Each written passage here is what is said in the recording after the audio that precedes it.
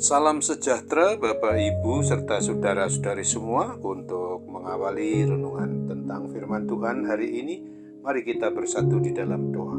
Tuhan Allah Bapa di surga yang melebihi segala akal, hati, dan pikiran kami umat manusia, berfirmanlah kepada kami sebab kami bersedia untuk mendengar, dan atas pertolongan Roh Kudus mampukan kami agar boleh melaksanakan firman-Mu itu dalam hidup kami sehari-hari. Hanya dalam nama Tuhan Yesus kami bermohon kepadamu. Amin. Sebagai nas renungan firman Tuhan pada hari ini diambil dari Wahyu 5 ayat 9 yang berbunyi, "Dan mereka menyanyikan suatu nyanyian baru, katanya, Engkau layak menerima gulungan kitab itu dan membuka meterai-meterainya, karena engkau telah disembelih dan dengan darahmu engkau telah membeli mereka bagi Allah dari tiap-tiap suku dan bahasa dan kaum dan bangsa." Sebagai tema yang diangkat dari nas renungan kita adalah hanya Sang Anak Domba yang layak untuk disembah. Apabila kita pertanyakan apakah yang dilakukan oleh orang-orang beriman percaya kepada Kristus di surga, kita akan mendapatkan jawabannya di dalam kitab Wahyu ini. Wahyu pasal 5 mengungkapkan tentang vision atau wahyu atau penglihatan Rasul Yohanes tentang kejadian yang berlangsung di surga. Yesus Kristus, singa dari Yehuda, anak domba yang tersembelih, menerima gulungan kitab dengan 7 meterai. Pada Yesus Kristuslah masa depan seluruh alam semesta dan segala isinya untuk bergantung kepadanya, khususnya kita umat manusia. Seluruh keberadaan surga dan bumi meresponi dengan gegap gempita ketika Sang Anak Domba menerima kitab gulungan tersebut. Bagaimana respons yang mereka lakukan? Pertama, seluruh umat percaya diwakili oleh ke-24 tua-tua tersungkur menyembahnya. Di tangan mereka masing-masing ada satu kecapi atau simbol alat puji-pujian dan satu cawan emas penuh kemenyan, simbol doa ritual penyembahan orang-orang kudus.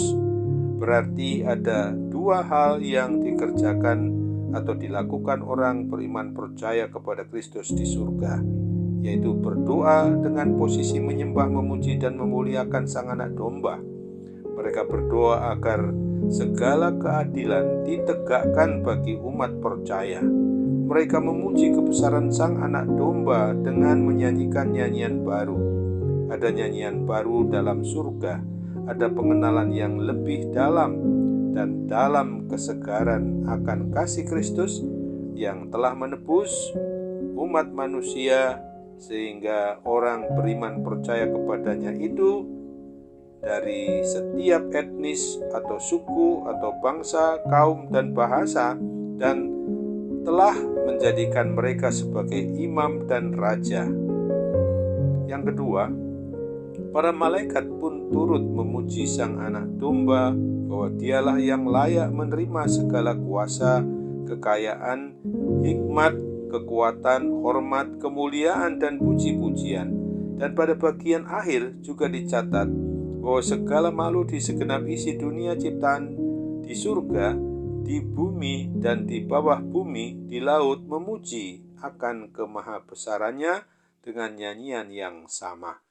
Kebenaran ini mengajarkan kepada kita agar senantiasa berdoa, menyembah, memuji, dan memuliakan Dia di dalam menjalani kehidupan. Maka hendaknya kita ungkapkan hanya sedikit saja mengeluh, namun lebih banyak untuk berdoa. Sedikit memegahkan diri sendiri dan harus lebih banyak memegahkan Tuhan Yesus Kristus, memuji memuliakan namanya Sang Anak Domba yang tak bernoda dan tak bercacat itu.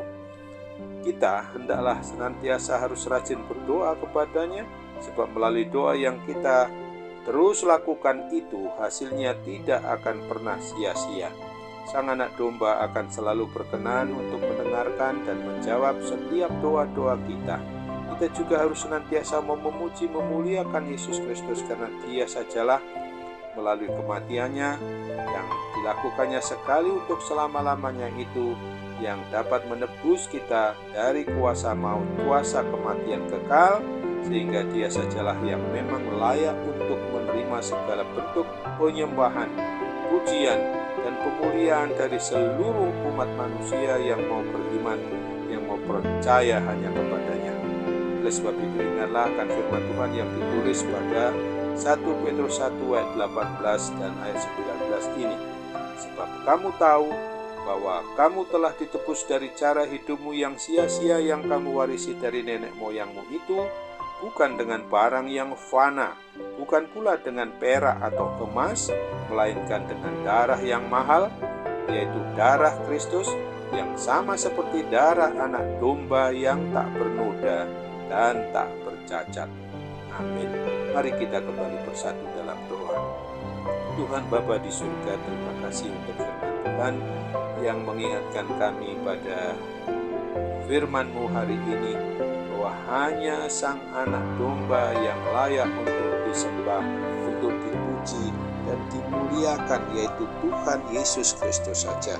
Bapa yang Maha Baik, kami ingin serahkan segenap hati, akal, dan pikiran kami, supaya senantiasa kami dapat mengarahkan hidup yang sesuai dengan rencana dan kehendak-Mu di dalam masa depan hidup kami, karena kami tidak ingin selamanya berada di dunia ini di dalam suasana yang dibelenggu oleh kuasa dosa, kuasa kematian kekal yang bisa menjemput kami ketika kami tidak mau taat setia kepada tugas panggilan untuk bersekutu, bersaksi, dan melayani sebagaimana yang Tuhan telah contoh teladankan secara manusiawi kepada kami.